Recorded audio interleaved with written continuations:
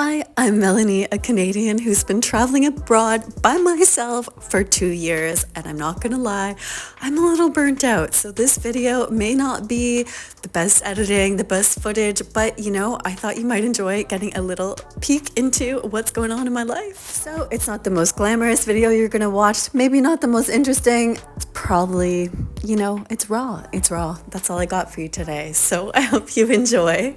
I'm just heading to the airport because I've been running for my life from visas, hopping from country to country, which, it sounds great, it sounds fun, and it is, I'm not complaining, but it's tiring. So the grass is always greener. You may look at this video and wish that you had the freedom to go everywhere, but right now I'm tired. I just want to find somewhere comfortable and chill out for a bit. We're at the airport now and we're leaving Indonesia to head over to Kuala Lumpur, Malaysia. And in this video, I'm going to take you into a sneak peek into my little simple staycation in Bukit Bintang. And I may not be in the cupcake shop anymore, but you can't take the cupcake shop out of the girl. These sprinkles make me so happy. Love it.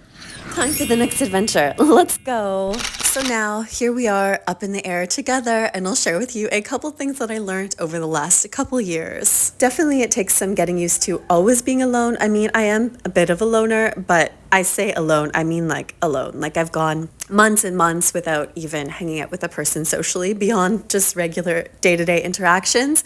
So that's another thing. People don't realize how significant those little interactions with people in the shops or at the airport or on the flight. You never know how much a smile or a kind gesture, a helping hand, or making someone feel included, how much of an impact it really has. And because Southeast Asia has so many different cultures in such close vicinities, it's really easy to sort of culture hop. And one thing I definitely learned is everyone's living a life that's really true to them, and whatever it is their experience in their life is just as important or valid as what anyone else is experiencing. And I think a lot of people have a tough time understanding that sometimes, which makes sense because you don't know what you don't know until you know it, right? So yeah, we just have to be more forgiving with ourselves and others, I think. Being nomadic, it means that I have to carry all of my stuff with me from place to place wherever I go. So you really have to pack light, and you cannot get too attached to anything because you never know if your luggage is really going to make it to your destination or not. So with all this, safe to say, change is my baseline, and you just gotta go with the flow. And here we are in a new country, a new city, a new culture. Here we are in Kuala Lumpur, Malaysia, and we're gonna head over to Bukit Bintang, and I'm checking into my hotel room. And I hate doing that because I actually hate sleeping in new beds because I have a phobia of bed bugs. It's really bad. Flight attendants might tell you that this is a totally valid point, but not everyone feels my pain here. And this is kind of insane because there's definitely been times where I'm switching beds every day. It's crazy. So safe to say, I'm definitely pushing my comfort zone doing this and living this lifestyle. I mean, I could easily let my phobias stop me, but I just suck it up. Sometimes I complain. I'm not the best hotel guest, but I'm still doing it. I'm still here, and I'm okay. I know you guys are saying I'm always positive, I'm always happy, but I'm human and you can't always believe everything you see online. So I definitely got these fears and phobias, but I'm not letting them stop me. I just push through even if it's really scary and stressful. And sometimes people get annoyed, but here I am anyways. So that's something that I've been dealing with over the last couple years, and here we are now. Okay, new room. I'm gonna leave my stuff right there for a second, and I'm gonna check. Oh, what's this over here? I'm gonna check the bed. I hate doing this part. Oh my gosh. Okay, nice. All right. Fancy. Oh God, I hate this part. Okay, I'm gonna put you down because I need both hands to do this. It takes a minute. I have to check all 4 corners at least, and I'm gonna speed it up for you.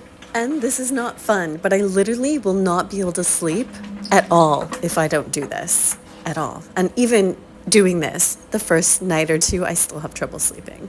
Okay, my panic is getting a little bit high right now. Got to get the lights on to get a better look.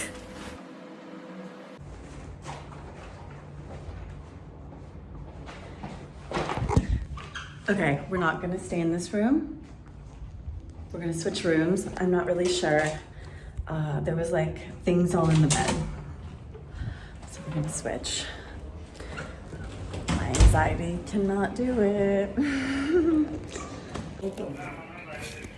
Hi. So I went to the front desk and explained to them that I have a phobia and I wasn't sure about the bed and I wouldn't be able to sleep if they could kindly switch rooms.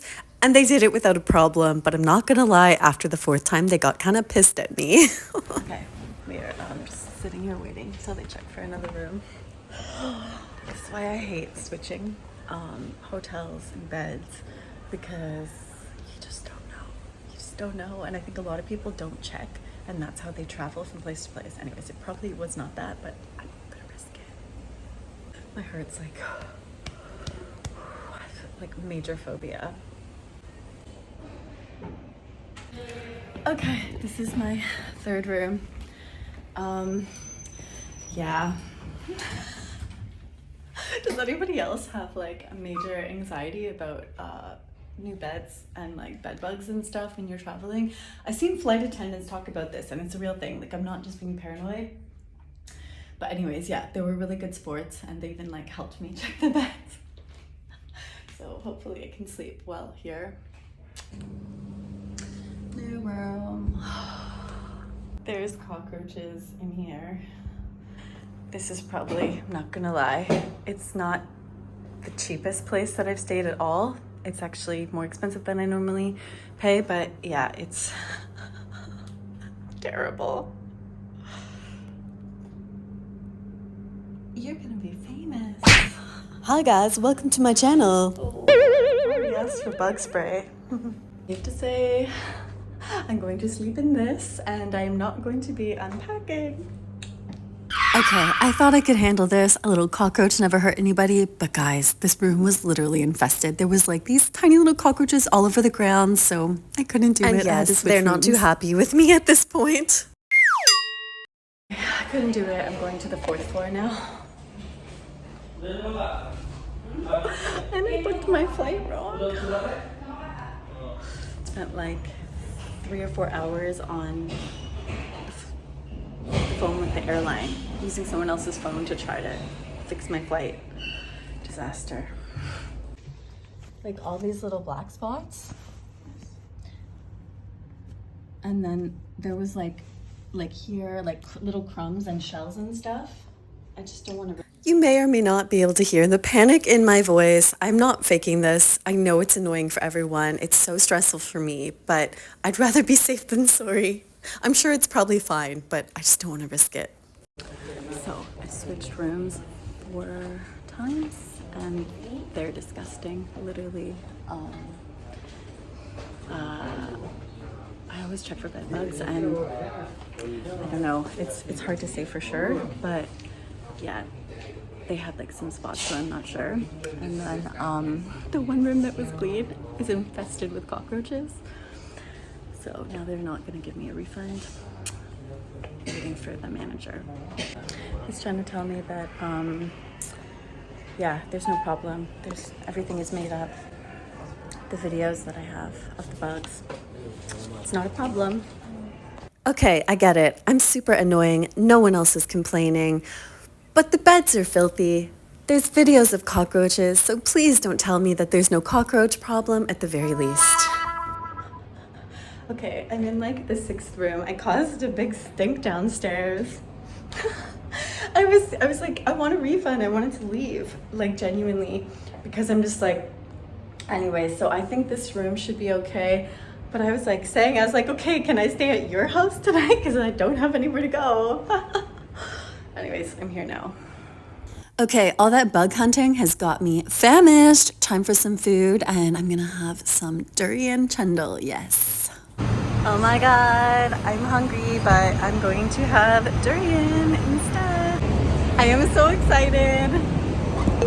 Sometimes, especially if I'm filming, I like to get adventurous and go on hunts for delicious food, and then other times I just eat what's right in front of me, and that's what I did on this trip. And let me tell you, no complaints here on this durian chendol, that's for sure.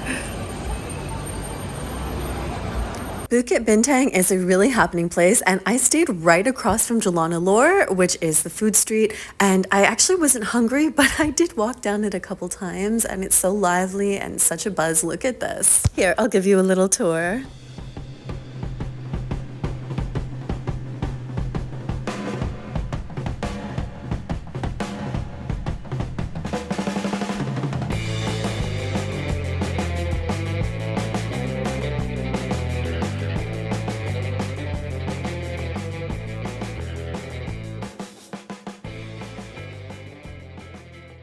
Okay, it's the next day. I slept in the bed, 0 bites, no cockroaches in my ears. I survived. Bukit Bintang, Kuala Lumpur, Malaysia.